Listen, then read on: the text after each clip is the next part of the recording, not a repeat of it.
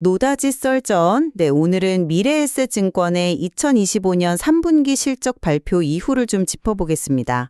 과연 이 성장세가 계속될지 아니면 어딘가에 숨어있는 리스크가 발목을 잡을지 이게 오늘 저희가 나눌 이야기인데요. 특히 연금 사업하고 디지털 이 두 분야 성과가 앞으로도 쭉 이어질 수 있느냐가 관건이겠죠.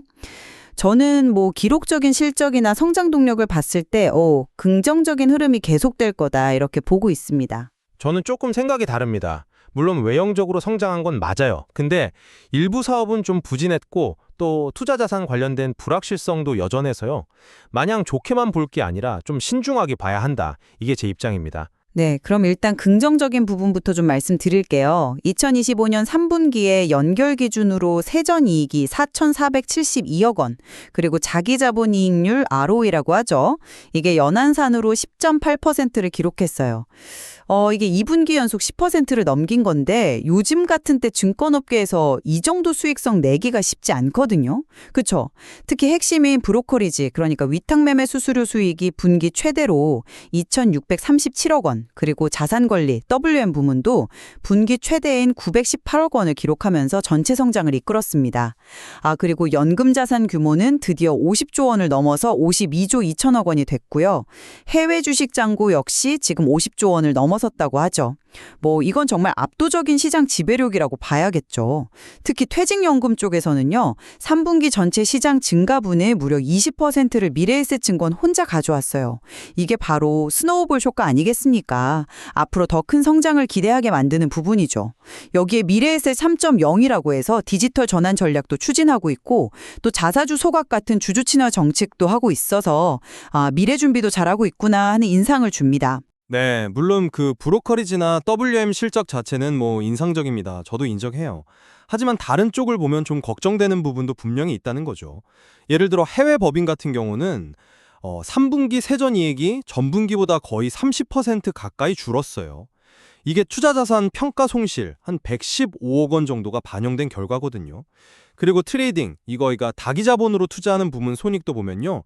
채권 운용이익은 줄고 대체 투자 평가 손실이 반영되면서 전분기 대비 거의 반토막 2,412억 원에 그쳤습니다.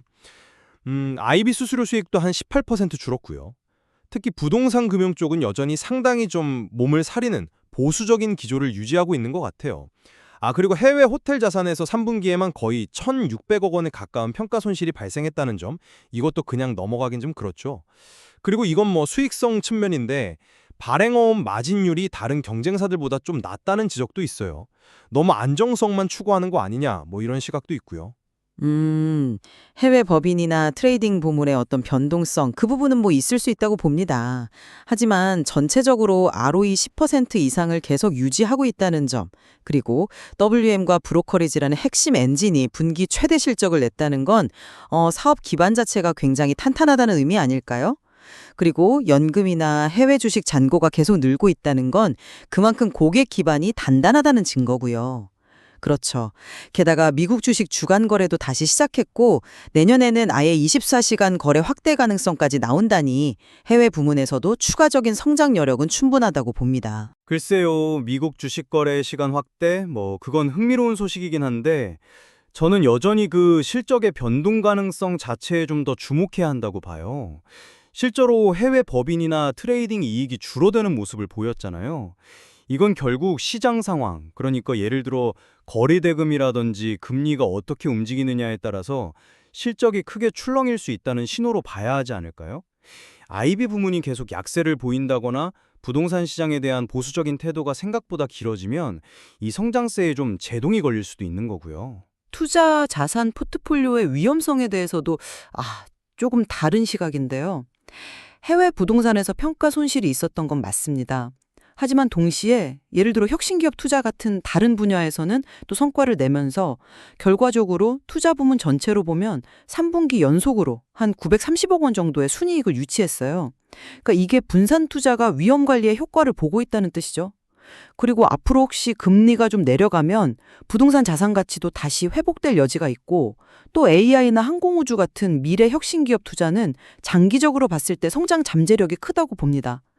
혹시라도 네이버 파이낸셜하고 두나무 합병이 진짜 성사된다면 주요 주주로서 지분 가치 상승이나 투자 회수 같은 그런 기회도 잡을 수 있지 않을까요? 아, 그건 좀 너무 희망적인 시나리오에 가까운 것 같은데요. 당장 3분기에만 1,600억 원에 육박하는 해외 부동산 손실은 분명히 큰 규모입니다.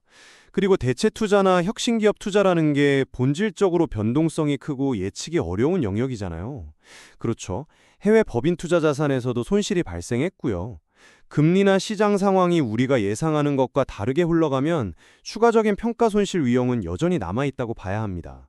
그러니까 기회만큼 위험도 크다는 거죠. 하고 봅니다. 미래에셋 3.0 비전 아래서 기술 인력도 대거 확보하면서 디지털 전환에 속도를 내고 있고요. 또 토큰 증권이나 가상자산처럼 금융의 미래라고 불리는 분야에 대한 준비도 착실히 하고 있는 것으로 보입니다. 그리고 곧 인가가 예상되는 종합투자계좌 IMA 있지 않습니까? 이걸 통해서 모험 자본 투자를 확대하겠다는 계획도 미래 성장 잠재력을 키우는데 아주 중요한 움직임이라고 생각합니다. 디지털 혁신이 구체적인 어떤 수익으로 연결되기까지는 시간이 좀 필요할 수 있습니다. 토큰 증권이나 가상자산 시장 역시 아직은 초기 단계고요. IMA를 활용한 모험 자본 투자 확대, 물론 방향은 긍정적이지만 그만큼 리스크 관리 부담도 커지는 거 아니겠습니까? 단계적으로 확대하겠다는 계획 자체가 어찌 보면 좀 신중하게 접근하겠다는 뜻으로도 읽히고요. 해외 법인의 플로우 트레이딩 강화라든지 그 GTX 관련 전략들도 아직은 그 성과를 좀 더 지켜봐야 할 시점이라고 생각합니다. 네, 그래서 정리를 좀 해보자면 저는 미래에셋 증권이 WM, 연금, 해외 주식 같은 아주 견고한 핵심 사업 기반 위에서 디지털 전환과 혁신 투자라는 미래 성장 동력까지 잘 확보하면서 순항하고 있다, 이렇게 평가하고 싶습니다. 저는 전반적인 성장 방향성에는 동의합니다. 하지만 해외 법인과 트레이딩 부분의 실적 둔화, 그리고 투자 자산의 잠재적 변동성 같은 위험 요인들을 결코 가볍게 봐서는 안 된다고 생각합니다. 그 어느 때보다 안정적인 리스크 관리가 중요해 보입니다. 네, 핵심 사업의 성장세는 저희 둘 다 인정하는 부분인 것 같습니다. 다만 이제 투자 자산 관련 위험을 어느 정도로 볼 것이냐, 그리고 디지털 전환이나 신사업의 성과가 언제쯤 가시화될 것이냐에 대해서는 분명한 시각차가 있는 것 같네요. 그렇습니다. 결국 미래에셋 증권의 미래는 이런 기회와 위험 요인 사이에서 어떻게 균형을 잘 잡아 나가느냐에 달려있다고 볼 수 있겠습니다. 앞으로 발표될 실적이나 구체적인 사업 진행 상황들을 계속 주목하면서 판단해야 할 것 같습니다.